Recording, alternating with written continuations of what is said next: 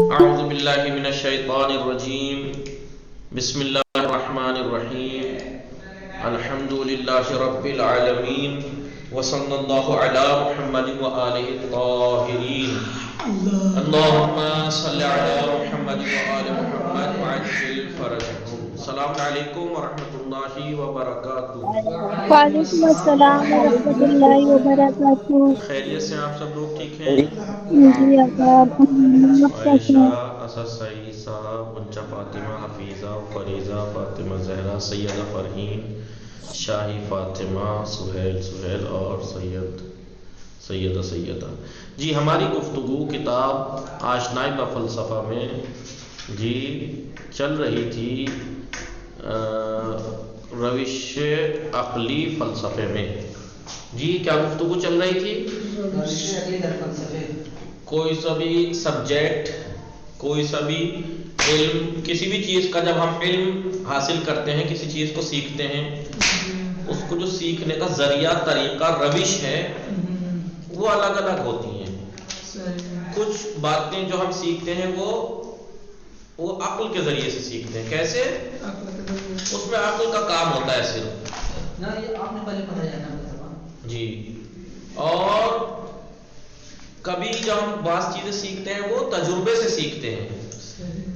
خاص کر کے جتنے سائنسی پریکٹیکلی جتنے بھی لیب والے سے ریلیٹڈ جتنے بھی سبجیکٹ اور علوم ہیں، اس میں جو روش ہوتی ہے سیکھنے کی، وہ کون سی روش ہوتی ہے؟ اسے کہتے ہیں روش تجربی. تو یاد ہے آپ لوگوں کو کہ کس علوم کو سیکھنے کی جو روش ہیں وہ تین ہیں. صحیح. کچھ علوم وہ ہیں جو ہم جس میں کون سی روش استعمال کرتے ہیں؟ روش تجربی. یہ کون سے علوم ہوتے ہیں؟ جن میں ہم تجربہ کرتے ہیں. البتہ تجربے میں بھی سارا تجربہ کرنے کے بعد، پریکٹیکل کرنے کے بعد میں عقل کا ہی کام آتا ہے. مثال کے طور پر نیوٹن نے درخت کے نیچے سیب کے لیٹا ہوا تھا، اس نے دیکھا کہ سیب ٹوٹ کے گرا، وہ نیچے کی طرف گرا. اس نے جو زمین کے اندر، زمین میں گریوٹی پائی جاتی ہے، اس میں کشش پائی جاتی ہے، اس کے اندر بولیے مقناطیسی خاصیت پائی جاتی ہے، وہ کیسے؟ کیا ایک دم سیب کے گرنے سے ایک دم سے وہ کر لیا اس نے؟ نہیں. یعنی کتنے اس نے پھر پریکٹیکل کیے، پریکٹیکل کرنے کے بعد پھر عقل سے حکم لگاتا ہے انسان کہ ہاں بھائی اس میں بولیے زمین بھی چمک رکھتی ہے، قوت جاذبہ پائی جاتی ہے. تو تجربی جتنے بھی سائنس کے جتنے بھی سبجیکٹس ہیں، لیب سے ریلیٹڈ یا جتنے بھی پریکٹیکلی علوم ہیں، ان میں کیسے سیکھتے ہیں ہم؟ کون سی روش استعمال کرتے ہیں؟ تجربی.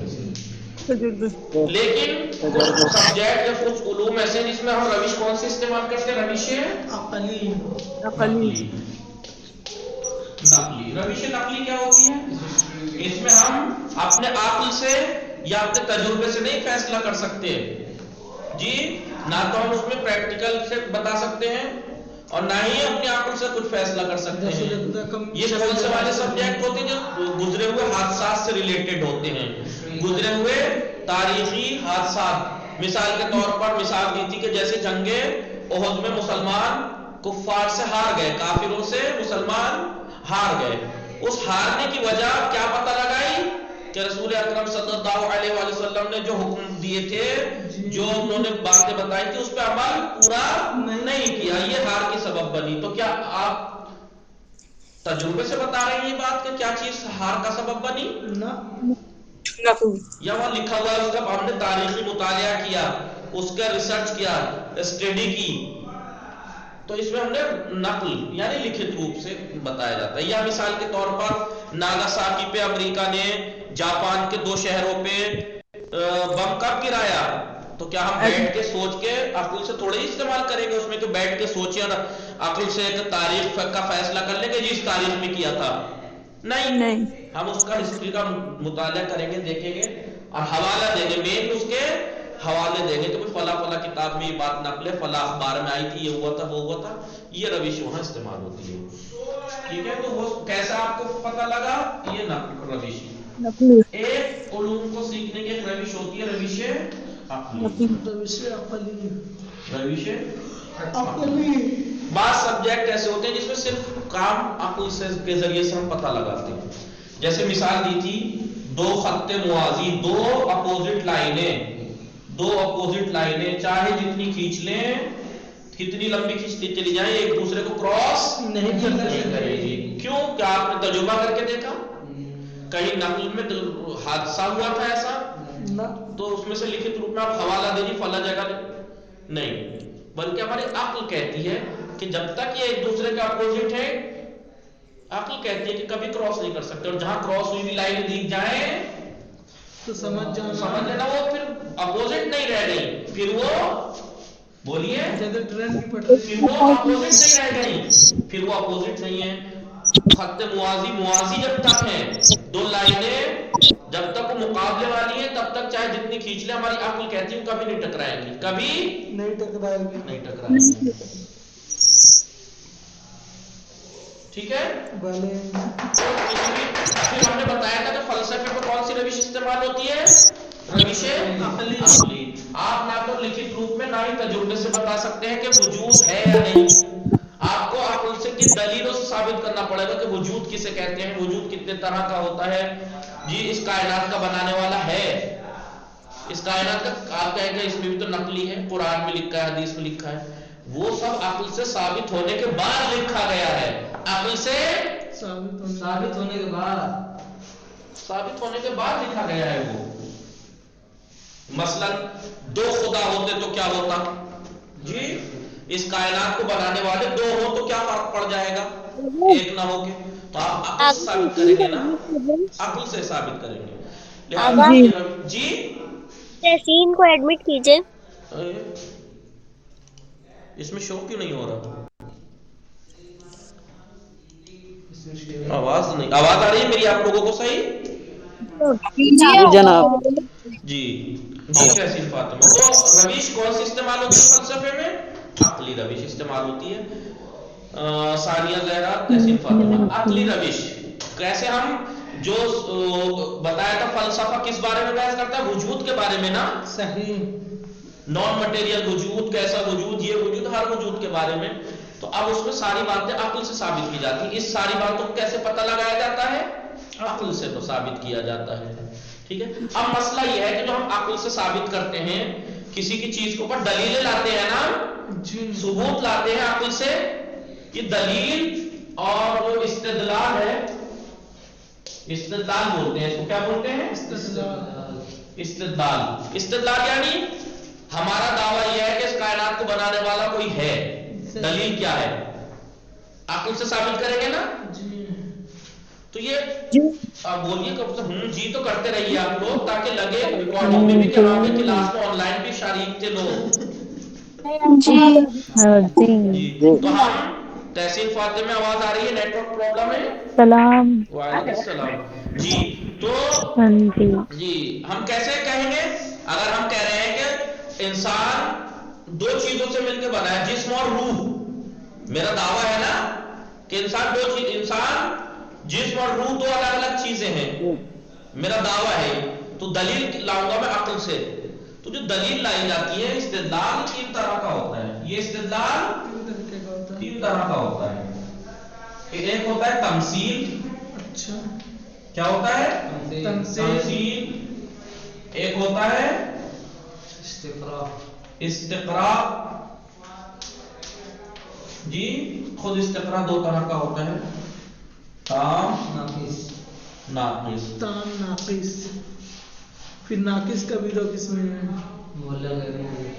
वो बात की, वो मंतिक़ की लॉजिक की बात। क़ियास।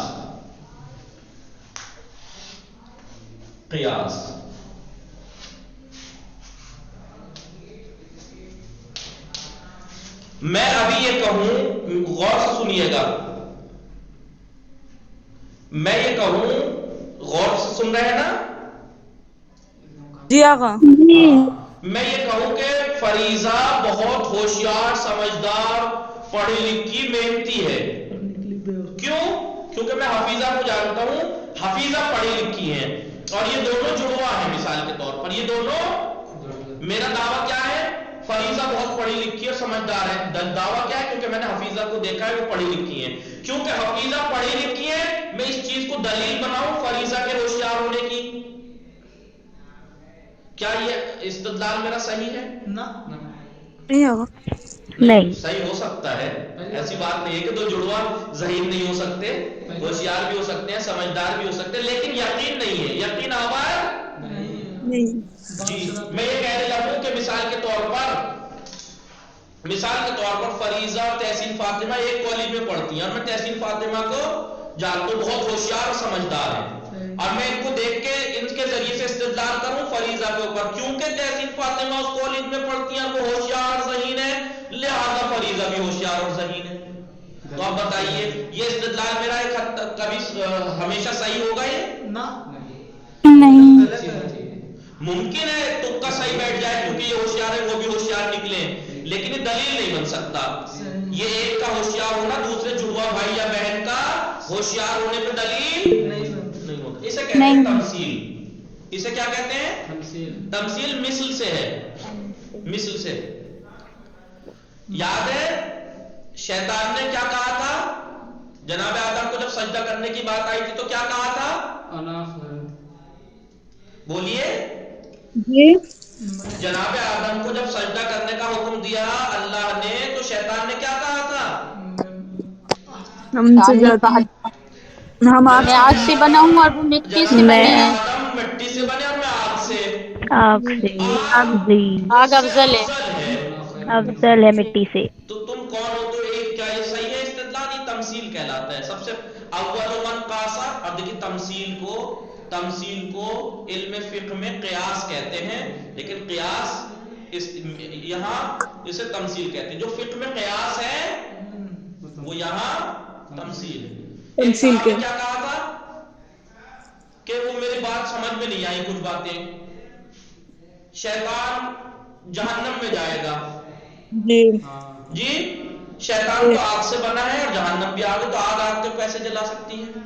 تو یہی کہنا انسان ایسے ہی مٹی کا بنا ہے، تو کس ڈھیلا مارا تھا جناب گولڈ نے؟ کیونکہ انسان مٹی کا بنا ہے، ڈھیلا بھی مٹی کا، تو چوٹ کیسے لگی؟ ہاں تو یہ تمثیل کہتے ہیں اسے، کہ ایک جزئی چیز کو دیکھ کر دلیل بنانا ہے دوسری چیز پر۔ بڑی اچھی چیز جی ایک جزئی چیز کو دلیل بنانا اپنے دوسرے دعوے پر۔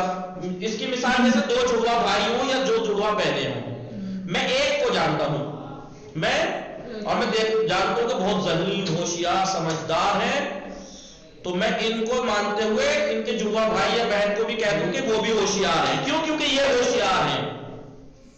ممکن ہے بات ٹھیک بیٹھے، لیکن یہ دلیل نہیں بن سکتا۔ سبجیکٹ میں کبھی کبھی کے تکوں والی بات کو دلیل نہیں بنا سکتے۔ سمجھ میں آ رہی ہے؟ ہاں ایک استدلال کی ایک روش ہوتی ہے استقرا قریہ گشتن، قریہ یعنی گاؤں، ویسے استقرا کا معنی ہے قریہ گشتن، گاؤں پھرنا۔ استقرا کی دو قسمیں، میں ابھی دیکھیے میں نے ایک باغ دیکھا، یہ باغ کی سرحد ہے، میں اس باغ میں گھسا اور اس باغ میں گھس کے میں نے یہ پیڑ دیکھا، یہ پیڑ دیکھا، یہ دیکھا، یہ دیکھا، یہ دیکھا، یہ دیکھا، یہ دیکھا، یہ دیکھا، 1000 پیڑوں میں سے میں نے 15-20 پیڑ دیکھ لیے، 20 دیکھ لیے، 30 دیکھ لیے، 40 پیڑ دیکھ لیے، سب کے ساتھ آم کے پیڑ تھے۔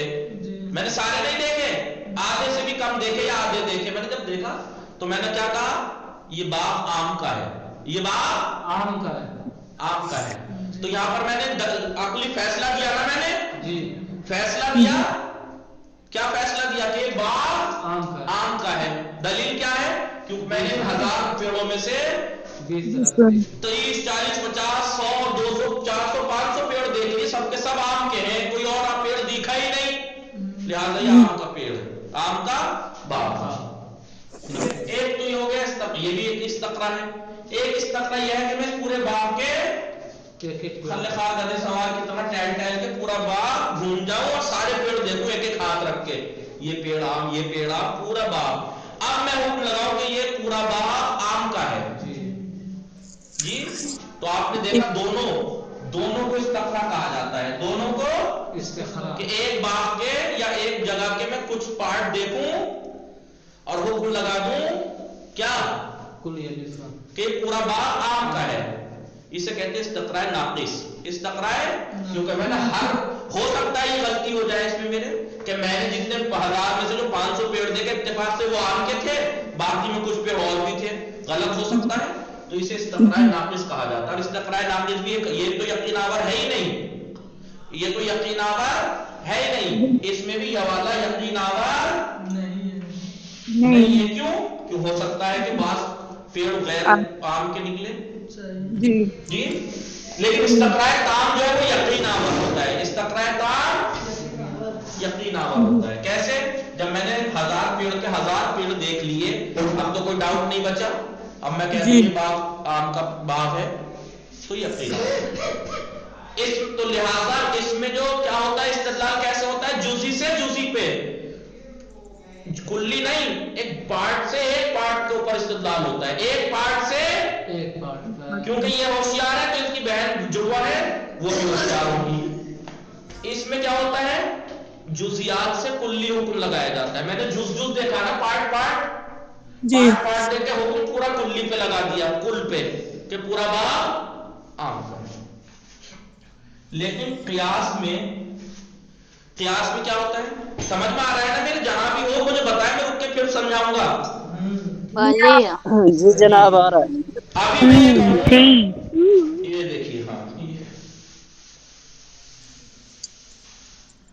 میں کہوں شاہد صاحب کا کھیت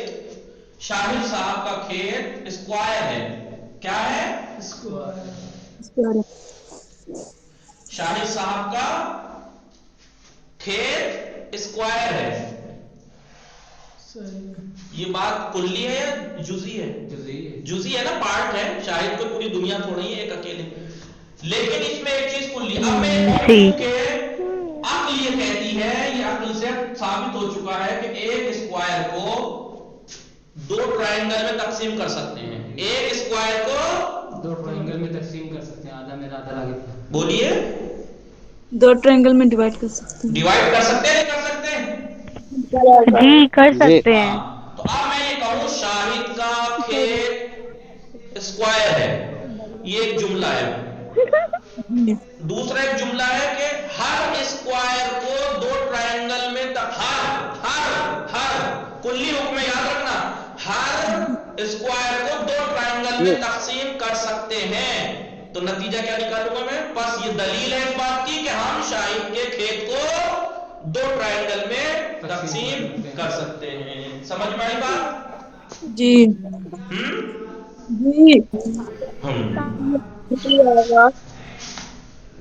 تو اب بتائیے یہاں پر کیا تھا؟ جزئی سے جزئی پہ حکم لگایا تھا، کیونکہ یہ تحسین فاطمہ سمجھدار ہوشیار ہے، لہذا کی جڑوا بہن بھی ہوشیار ہے، تو جزئی سے جزئی پہ حکم لگایا، اسے کہتے ہیں تمثیل. لیکن استقراء میں جزیات کو دیکھ کے کلی حکم لگایا. یہاں پر جزئی کو دیکھ کے کلیات سے، کلی سے جزئی پہ گئے، کلی سے پارٹ پہ گئے. کلی کیا تھا؟ ہر چوکور کو، ہر اسکوائر کو 2 ٹرائنگل میں تقسیم کر سکتے ہیں. کلی حکم بات کی ہے. کیونکہ شاہد صاحب کا کھیت اسکوائر ہے، لہذا نتیجہ کیا نکلا؟ یہ دلیل ثابت کر دیا کہ یہ 2 ٹرائنگل میں ان کے کھیت کو بانٹا جا سکتا ہے. لہذا فلسفے میں جو روش ہے وہ یہ والی ہے، کیونکہ قیاس ہمیشہ یقین آور ہوتا ہے. لیکن یہاں کا قیاس نہیں، یہاں کا منطق اور فلسفے والا قیاس جس میں حکم کلی سے جزئی پہ لگایا جاتا ہے وہ ہمیشہ یقین آور ہوتا ہے، ہمیشہ یقینی ہوتا ہے. یہی قیاس. لیکن علم فقہ میں اسے قیاس کہتے ہیں، جو کہ باطل ہے، جو کہ باطل ہے. جی. تو استدلال کی جو 3 روش ہیں، تمثیل، استقراء، قیاس، یا یہ قیاس، استقراء، تمثیل، ان 3 استدلال کی جو روش اور طریقے ہیں، ان میں سے صرف قیاس فلسفے میں استعمال ہوتا ہے، یہی معتبر ہے. ادھر سے اس سے استدلال مت کر بیٹھنا، ورنہ منہ کی کھانی پڑ جائے گی، دھوکا ہو جائے گا. جی آپ ثابت نہیں کر سکتے، ہار جائیں گے. آپ کہیں گے چلیے تمثیل تو ہم نے مان لیا، جزئی سے جزئی پہ تھا، یہ کوئی یقین آور بات نہیں تھی. لیکن استقراء میں استقراء تام تو یقین آور تھا. تو ہم کہیں گے ٹھیک ہے، اس کا استقراء کا ایک ہی پارٹ تو یقین آور تھا، دوسرا پارٹ تو یقین آور نہیں تھا، لہذا اسے بھی نہیں. یہ استعمال ہم منطق میں لاجک میں ہمیشہ وہی چیز یوز کرتے ہیں، کرنی چاہیے، کرنی پڑے گی کہ جہاں کوئی جھوٹ یا غلطی کا امکان نہ رہ جائے، تب تو ثابت ہوگا، نہیں تو کہیں بھی دھوکہ کھا جائیں گے. ٹھیک ہے؟ اس سے اگر سے استدلال کریں گے نا، ہوشیار جو ہے بے وقوف نکل جائے گا. ہاں ہو سکتا ہے کہ بھائی ہو سکتا ہے ایک ہوشیار ہے تو جڑوا بھی ہوشیار ہو، لیکن کیا پتا وہ بیچارہ یہ ہوشیار ہو وہ بالکل ہی ختم ہو. ٹھیک ہے؟ اب مثال کے طور پر شیطان آگ سے بنا ہے اور جہنم بھی آگ سے بنا ہے، تو میں کہنے لگوں کیونکہ شیطان آگ سے بنا ہے لہذا آگ آپ کو نہیں جلا سکتی. غلط. کس نے کہا بھائی نہیں جلا سکتی؟ کس نے کہا؟ وہ بتا دیا جناب گورو نے اینٹ کا ڈیلا مار کے کہ انسان بھی تو مٹی کا بنا ہے، لگی چوٹ نہیں لگی؟ جی. اس قیاس یعنی یہاں پر حکم جو یہاں لگاتے ہیں ہم فیصلہ وہ جزئی سے جزئی پہ لگاتے ہیں، جزئی سے دیکھ کر جزئی پہ حکم لگاتے ہیں. یہاں جزئی سے کلی پہ حکم لگاتے ہیں اور یہاں کلی سے جزئی پہ. ہر اسکوائر کو 2 ٹرائنگل میں تقسیم کیا جا سکتا ہے، دنیا کے ہر اسکوائر کو 2 ٹرائنگل میں تقسیم کر سکتے ہیں. میرا دعویٰ کیا ہے کہ شاہد صاحب کا کھیت اسکوائر ہے، تو نتیجہ کیا ثابت کروں گا میں اس دلیل سے؟ کیونکہ ہر اسکوائر کو 2 ٹرائنگل میں تقسیم کر سکتے ہیں، لہذا شاہد کے کھیت کو 2 ٹرائنگل میں تقسیم کرنا ممکن ہے. ٹھیک ہے؟ صحیح. سمجھ میں آیا؟ یہاں اشارہ کر لکھ دوں، جزئی سے جزئی پر حکم لگتا ہے، جزئی سے جزئی پہ، پارٹ سے پارٹ پہ. جی اس میں جزئی سے کلی حکم لگتا ہے. میں نے فلاں عبارت میں دیکھا فاعل مرفوع تھا، عربی کی فلاں جگہ دیکھا مرفوع تھا، ہر جگہ دیکھا میں نے فاعل کو مرفوع پایا، تو میں نے حکم لگا دیا کل فاعل مرفوع. ہر فاعل مرفوع ہوتا ہے، تو کیا ہے یہ؟ استقرا ہے. بھلے جی تام ہے، عرب کا ہر فاعل اٹھا کے دیکھ لیجیے عربی میں مرفوع ہی ملے گا. آپ نے کچھ نہ دیکھا ہے جناب، میں جانتا ہوں جناب ہوتا ہے. اور انہیں دیکھ کے ثابت کر کے ہی حکم لگایا ہے، اور انہیں دیکھ کے ہی حکم لگایا ہے. لیکن ہاں یہ ناقص سے سب، لیکن صحیح ہے، صحیح لیکن یہاں پر کیا ہوتا ہے کلی سے جزئی پہ حکم لگتا ہے. کس سے؟ بولیے. اس کے آگے لکھ دیجیے گا فلسفے میں یہی استدلال کی جو روش ہے قیاس معتبر ہے، باقی یہ معتبر نہیں ہے.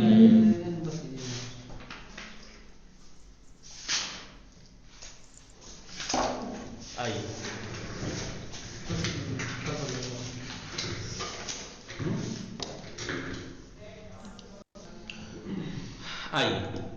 روش عقلی در فلسفے میں عقلی روش در منطق گفت شدہ است کے منطق میں یہ بات کہی گئی ہے کہ استدلال کی روش جو ہے وہ 3 طریقے کی ہے. تمثیل یعنی اگر از 2 برادر، اگر 2 بھائیوں میں سے ایک باہوش باشد ہوشیار ہو، وما بے استناد شباہت آن دو، اور ہم ان دونوں کی شباہت کی وجہ پر تکیہ کرتے ہوئے دلیل بناتے ہوئے ہم یہ کہیں کہ دوسرا بھی باہوش ہے، اس روش کو کہتے ہیں، استدلال کی اس روش کو منطق میں تمثیل کہتے ہیں. ہے یہ بھی ممکن ہے بعض جگہ پہ بات صحیح بیٹھے لیکن معتبر نہیں. تمثیل مفید یقین نیست، تمثیل سے یقین ہو سکتا ہے بعض جگہ یہ بات صحیح ہو جائے، لیکن ہر جگہ بعض جگہ کے صحیح ہونا دلیل نہیں ہو سکتا کہ وہ بات معتبر ہو جائے. زیرا روشن اس لیے کہ بات واضح اور روشن ہے، صرف مشابہت 2 امر، 2 چیزوں کا فقط شبیہ ہو جانا نمی توانت موجب یقین بے اشتراک تمام اوصاف و احکام آنها شود. جی 2 چیزوں کا صرف مشابہت یقین کا سبب نہیں بن سکتی کہ وہ دونوں چیزیں تمام صفات میں اور احکام میں ایک جیسی ہو جائیں گی. ہو سکتا ہے بعض چیزیں ایک دوسرے سے ملتی جلتی ہوں، شکل ملتی جلتی ہو، جڑوا ہے تو، لیکن اس کا مطلب یہ تو نہیں کہ ہر چیز ان سے ملے گی. اس لیے ابھی کہنے سیر ذہنی در تمثیل کے اندر جو ذہن کی سیر و سلوک ہوتا ہے کدھر سے؟ جزئی کی طرف ہوتا ہے. ذہن کہاں سے کہاں جاتا ہے؟ جزئی سے جزئی پہ، کیونکہ یہ اس کا مشابہ ہے اور یہ ہوشیار اور سمجھدار ہے، لہٰذا یہ بھی ہوشیار، تو جزئی سے جزئی پہ حکم لگایا نا۔ دوسری کیا ہے استدلال کی روش؟ استقراء۔ استقراء پر دو قسم ہے، استقراء کی دو قسمیں ہیں، تام و ناقص۔ استقراء تام آن است ہے، استقراء تام یہ ہے کہ مثلا تمام درختان یک باغ را یک بے یک بے بینیم، ایک باغ کے تمام درختوں کو ایک ایک کر کے ہم دیکھیں کہ درخت سیبند کہ سب کے سب سیب کے درخت ہیں۔ دیکھیں جزئی دیکھا نا ہم نے، ایک ایک کر کے سب کو دیکھا، جزئی جزئی دیکھا، آنگاہ بطور کلی حکم کنیم، اور اس وقت پھر ہم کلی طور پر حکم لگائیں کہ ہمیں یہ درختان آن باغ تمام اس باغ کے درخت سیب ہستن، سیب کے درخت ہیں، تو اسے کہتے ہیں استقراء تام۔ دیکھیں جزئی جزئی پیڑ سے ایک ایک کر کے دیکھا اور حکم سارا لگا دیا کہ پورا باغ آم کا ہے، سیب کا ہے مثلا۔ استقراء ناقص آناس کے، استقراء ناقص یہ ہے کہ مثلا 900 از درختان ان باغ را، اس باغ کے 900 پیڑوں کو ایک ایک کر کے ہم دیکھیں کہ یہ سیب کے درخت ہیں، پورے نہیں دیکھے ہم نے، سپس حکم کنیم، اس کے بعد ہم یہ حکم کریں کہ اس باغ کے تمام پیڑ سیب کے پیڑ ہیں، تو استقراء ناقص۔ دیکھو روشن اسی بات اس مثال سے روشن ہو گئی کہ استقراء تام موجب یقین است۔ استقراء تام میں یقین ہوتا ہے، جب ہم نے ایک ایک پیڑ دیکھ لیا تو شک کی کوئی جگہ باقی رہی نہیں۔ اما استقراء ناقص، لیکن استقراء ناقص جو ہے یقین آور نہیں، وہ یقین آور نہیں ہے۔ سیر ذہنی در استقراء، استقراء میں جو ذہن سیر کرتا ہے وہ جزئی سے کلی کی طرف کرتا ہے۔ دیکھیے ایک ایک کر کے پیڑ دیکھا، حکم لگایا پورا باغ۔ تیسری روش استدلال کی قیاس، اگر ہم یہ کہیں کہ زمین حسن مربع است، حسن کی زمین اسکوائر ہے، چوکور ہے، لہذا پس میتوان ہم یہ کہہ سکتے ہیں کہ اس کو دو مثلث مساوی ایک دیگر تقسیم کر۔ میں یہ کہوں کیونکہ حسن کی زمین چوکور ہے لہذا اس کی زمین کو دو برابر ٹرائنگل میں تقسیم کر سکتے ہیں جی، تو آپ کہیں گے دلیل کیا ہے آپ کے پاس؟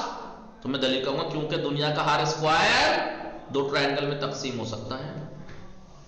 ان روش استدلال، یہ استدلال کی روش قیاسی ہے، اسے قیاسی روش کہا جاتا ہے۔ کیوں؟ چرا کے از حکم کلی، اس نے کہا کلی حکم سے تمام جو حکم کلی ہمیں مربعہ استفادہ کر دے، ہم نے تمام اسکوائر کا جو کلی حکم ہے کہ اس کو دو حصوں میں بانٹا جا سکتا ہے ٹرائنگل میں، اس سے ہم نے در مورد زمین حسن، حسن کی زمین میں حکم کیا ہے۔ حکم کلی کیا تھا؟ تمام اسکوائر کو دو ٹرائنگل مساوی میں تقسیم کر سکتے ہیں، اس کلی حکم کو دلیل بنا کر ہم نے حسن کی زمین پر دلیل لائے ہیں۔ سیر ذہنی از کلی، یہاں پر کہا جاتا ہے کہ سیر ذہنی از کلی بھی جزئی از، ذہن جو سیر کرتا ہے وہ کلی سے جزئی کی طرف یہاں سیر کرتا ہے، کلی حکم لا کے بیس بنایا جاتا ہے، دلیل بنایا جاتا ہے اپنے جزئی دلیل اس مدعا کے اوپر، دعوے کے اوپر۔ صورت منطقی و کامل استدلال فوقی نص، یہ جو ایک لائن پوری دے رکھی نا، حسن کی زمین چوکور ہے لہذا اس کو دو مساوی برابر ٹرائنگل میں تقسیم کر سکتے ہیں، اس کا اصلی منطقی جو استدلال ہے وہ اس طریقے سے ہوتا ہے۔ پہلا جملہ زمین حسن مربع است، حسن کی زمین مربع، اسے کہتے ہیں سورہ، وہ منطق میں آپ نے پڑھا ہوگا ان لوگوں نے۔ اور ہر دوسرا جملہ جسے کبرا کہتے ہیں، ہر مربعی را میتوان بے دو مثلث متساوی تقسیم کر، ہر مربع کو، ہر اسکوائر کو دو برابر ٹرائنگل میں تقسیم کر سکتے ہیں۔ نتیجہ کیا نکالیں گے؟ پس زمین حسن را میتوان بے دو مثلث متساوی تقسیم کر، لہذا حسن کی زمین کو دو برابر ٹرائنگل میں تقسیم کر سکتے ہیں۔ از بین روشائے فوق، اوپر کی جو تین روشیں ہیں، تمثیل، استقراء، قیاس، تنہا روش قیاسی است کہ ہمیشہ یقین آور است، فقط قیاس استدلال کی قیاسی روش ہے جو ہمیشہ یقین آور ہے، وہاں ڈاؤٹ کا کوئی امکان نہیں ہوتا۔ ولذا در منطق، لہذا منطق میں، فلسفے میں اور ریاضیات میں، میتھمیٹک میں، فلسفے میں اور منطق میں تنہا روشی کے اعتبار علمی دارہ، وہ تنہا روش اور طریقہ جو علمی اعتبار سے معتبر ہے، اعتبار رکھتی ہے، وہ فقط روش قیاس ہے۔ باقی تمثیل اور استقراء ان سبجیکٹس میں یقین آور نہیں ہے، لہذا یہاں یوز بھی نہیں ہوں گی، نہ منطق میں، نہ فلسفے میں، نہ میتھمیٹک ریاضیات میں۔ سمجھ میں آئی بات؟ صحیح۔ درس تمام پرسش درس اقسام روش علوم را بیان کنید. علوم کے جو روش ہیں ان کی قسم بیان کیجئے. 3 ہے. روش تجربی، روش تجربی عقلی نقلی. جی از روش تجربی و روش عقلی درچ علومی استفادے میں کنیم. تجربی اور عقلی روش سے کہاں استعمال کرتے ہیں؟ تجربی تو سائنس وغیرہ میں جہاں پریکٹیکل ہوتے ہیں، اور روش عقلی فلسفہ وغیرہ جہاں پر عقل سے ثابت کیا جاتا ہے. روش استدلال در علم منطق برچن گونیات. منطق میں استدلال کی کتنی روشیں ہیں؟ 3: تمثیل، استقراء، قیاس. آیا استقراء مفید یقین است؟ چرا. تو آپ کہیے کہ نہیں، استقراء مفید یقین نہیں. ہاں البتہ ایک قسم استقراء اگر تام ہو تو مفید یقین ہے، ورنہ ناقص میں نہیں. کیوں؟ کیونکہ ہم نے سارے شک تو اب بھی باقی ہے نا. ٹھیک ہے 1000 پیڑوں کے میں سے ہم نے اکثر دیکھ لیے کہ سیب کے تھے، لیکن سارے تو نہیں دیکھے نا. چرا قیاس مفید یقین است. کیوں قیاس یقین کا فائدہ دیتا ہے؟ اس لیے کہ اس میں ہمیشہ کلی حکم کو دلیل بنایا جاتا ہے جزئی حکم کے لیے. لہذا کلی حکم جزئی پہ جب حکم لگتا ہے، دلیل بنایا جاتا ہے، تو ہمیشہ یقینی ہوتا ہے. وصلی اللہ علی محمد وآلہ الطاہرین. اللہم صلی علی محمد. اب معرفت اور شناخت کے بارے میں انشاءاللہ پھر پڑھیں گے. وصلی اللہ علی محمد. معرفت کسے کہتے ہیں؟ شناخت کسے کہتے ہیں؟ جانکاری کسے کہتے ہیں؟ خدا حافظ.